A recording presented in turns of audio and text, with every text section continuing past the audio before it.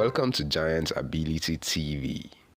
Fellow Nigerians, the polity is heated to a level that additional heat can only blow up our beloved country, Nigeria. The Chicago University saga has created an atmosphere that is so tense that only God can deliver us from the probable attendant disastrous consequences. The saying that when you push a man to the wall, he has nothing else to do but react by facing the cause of his problem and reacting in whatever way possible is a situation right now with President Bola Ahmed Tinubu. The former Vice President Atiku Abubakar has held a world press conference where his discoveries about the allegedly forged certificate of President Bola Ahmed Tinubu were exposed to the entire world.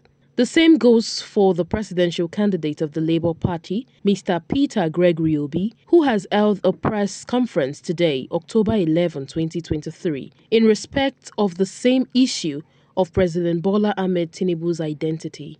I therefore respectfully and humbly call on him to immediately and personally mount the rostrum of his present high office to perform a simple task once and for all time. He should reintroduce himself to the nation he governs and to the world for avoidance of further doubt. He should let the world know his name, his nationality, his place of birth, his parentage, the primary and secondary school he attended with dates, as well as the actual universities he attended and certificates obtained. He should indicate clearly where and when he did his national youth service. In addition, if at any time he had a change of name, he should state so clearly and circumstance. That is in itself is no crime.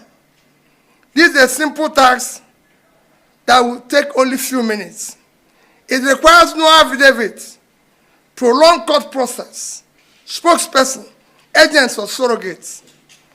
The task is one that only Chief Bola Tinubu himself, through a direct personal statement, can perform. He must perform this task urgently in order to lay to rest, once and for the last time, the many lingering doubts and valid speculation about his true identity. A leader cannot outsource a clear, unambiguous personal statement about his identity to political surrogates, official spokespeople, lawyers, or any other person, no matter how highly placed. A matter of personal identity of a leader is too sensitive and central to the function of the office he currently occupies to be trifled with, outsourced, or disguised under the cloak of officialdom. It is about integrity, morality, values, and the rule of law that defines the character of a nation and its people. In his present capacity as a leader of a nation of over 200 million Nigerians, his true identity is a matter of grave national and international interest. The people deserve to know with certainty the true identity of their leader, and this overrides whatever rights he may have to personal privacy. In addition, the international community deserves to know the true identity of the person with whom they will engage on Nigeria. Having stood for an election of elevated office of the President of the Federal Republic of Nigeria, Chief Bola Tinubu have implicitly undertaken to cede the rights of private citizens in favor of life of open disclosure of his true identity and other circumstances that might be of public interest. His personal integrity demands no less. The legitimacy of the office he currently occupies demands that much and even more. Respect for the integrity and esteem of the Nigerian nation within the Committee of Nations makes it even more incumbent and compulsory. It is time to do the right thing. Nigerians have been expecting Mr. Bola Ahmed Tinubu to formally address the nation to either affirm the position of his accusers or debunk their claims for some time now. But nothing in that regard has happened. One important point to make to those of us at the forefront of the opening to the world: the can of worms and the web of lies told by President Bola Ahmed Tinubu in relation to his date of birth, the primary, secondary, and the university he attended, as well as every other thing that has to do with his identity as a person and the office he occupies as a president and commander-in-chief of the armed forces of the Federal Republic of Nigeria, is that we should not forget, as the saying goes, that a drowning man will cling even unto a serpent. Asiwaju Bola Ahmed Tinubu, from all indications, has been pushed into a very tight corner, and if care is not taken, the unity of Nigeria as a country may be put on the line, and this will end up as an ill wind that blows no man any good. Under normal circumstances, one should expect that with all the discoveries made concerning the identity of Mr. Bola Ahmed Tinubu, whether owned or stolen by him, the circumstances in his case, though not normal, are like a bitter pill that is hard to swallow. Take a bow out of his exalted office and come down from his high horse, for the sake of peace and unity of the country, rather than for him towing the path of peace. And from all observations, the case may end up like the saying that if the chicken messes up with the content of my medicine, I will break her eggs.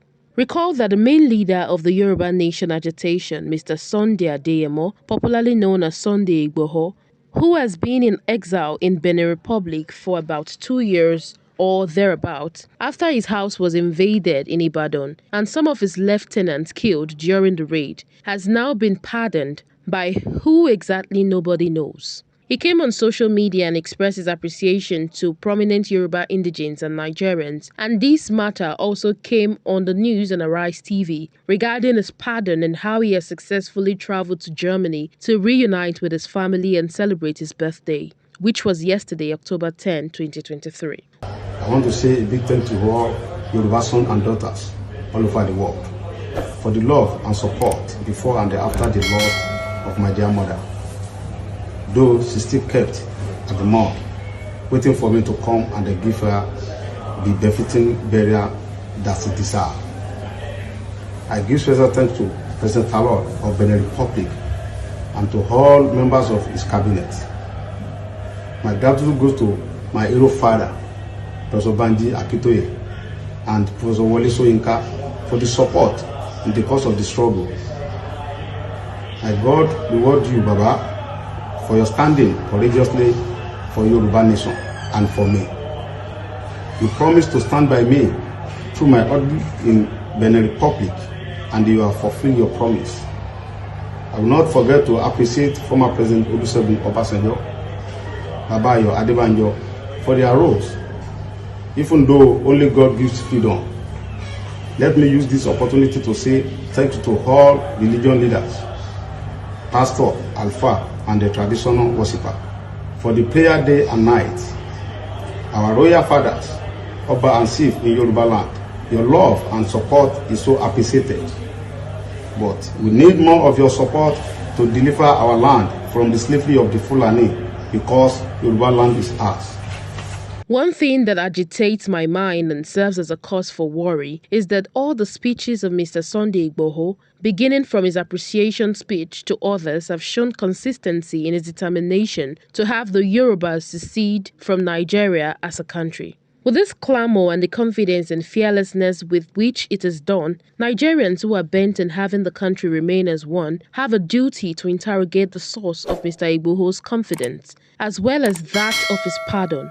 Recall that his agitation was directed at the Fulanis of Nigeria, as well as their atrocious acts during the 8-year tenure of President Muhammadu Buhari, some of which include the Fulani herdsmen killings of innocent farmers with impunity, as well as the various kind of religiously motivated killings by the northerners, especially the Fulanis. This was a focus of the Yoruba Nation agitators, which started during the regime of the former president Muhammadu Buhari and which led to the invasion of Mr. Sunday Igboho's house and his eventual flee from Nigeria into exile in Benin Republic. This, I believe, is just the beginning of how President Bola Ahmed Tinubu is planning to pay the former Vice President of Nigeria, Atiku Abubakar, and his supporters back. This may not be surprising to some perceptive Nigerians, especially those who have accused President Bola Ahmed Tinubu of nepotism based on the lopsided appointment of his ministers and heads of parastatals.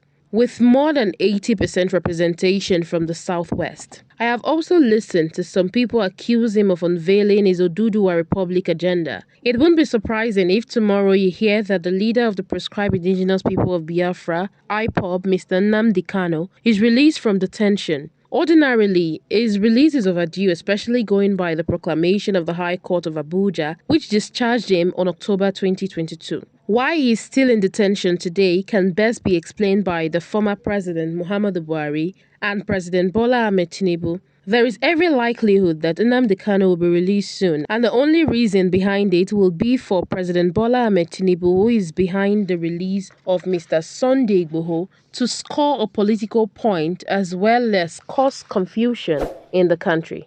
The impending confusion, which is deliberate, intentional, and premeditated, is a preparation ground for anarchy, which, if not well handled, will be an invitation for the military junta to take over power or the breakup of Nigeria into entities.